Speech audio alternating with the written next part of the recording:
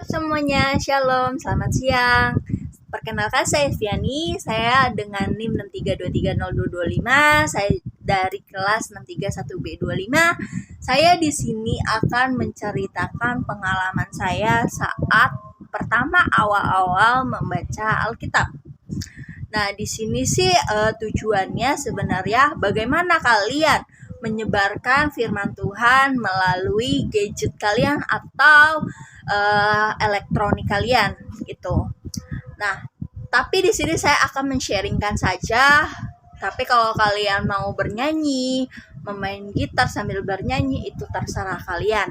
Di sini saya akan bersharing sedikit pengalaman saya tentang membaca Alkitab. Awal-awal memang saya malas. Dengan alasan apapun itu selalu ada. Kalau misalkan kita memang tidak berniat untuk membaca.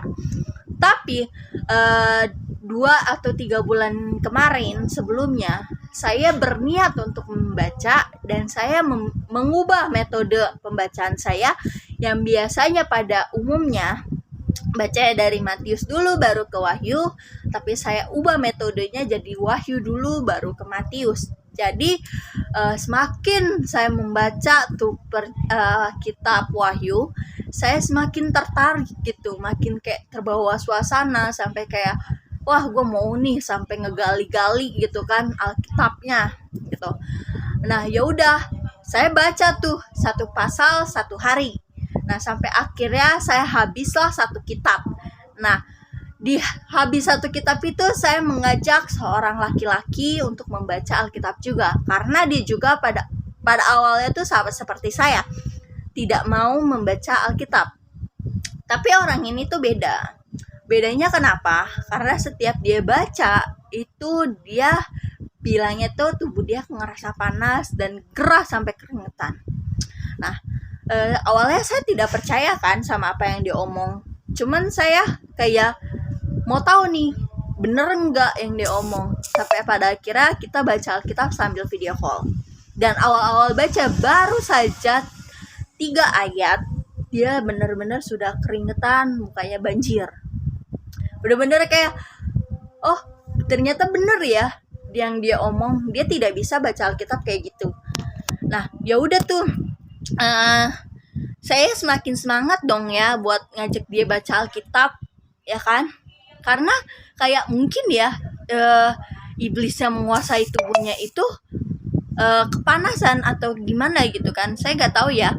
Saya bukan mendorong dia, di dalam dia benar ada iblis, bukan, tapi ini benar-benar pasti kayak gimana ya, saya juga susah menjelaskan ya, karena emang ini benar-benar kenyataan gitu kan. Pada akhirnya saya paksa dia buat terus baca. Pada akhirnya kita sudah sampai di kitab Kisah Para Rasul. Dan puji Tuhannya, dia pas sudah di kitab Para Rasul ini, dia tidak kepanasan lagi, tidak keringetan lagi. Dan itu termaksud kesenangan saya pribadi gitu.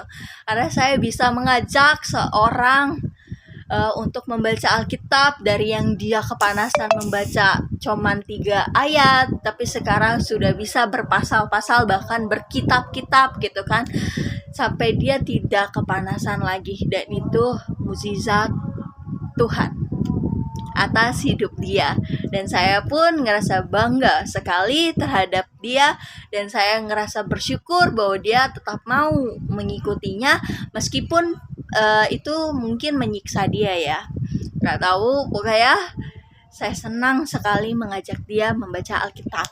Segitu saja sharing dari saya, terima kasih, bye bye.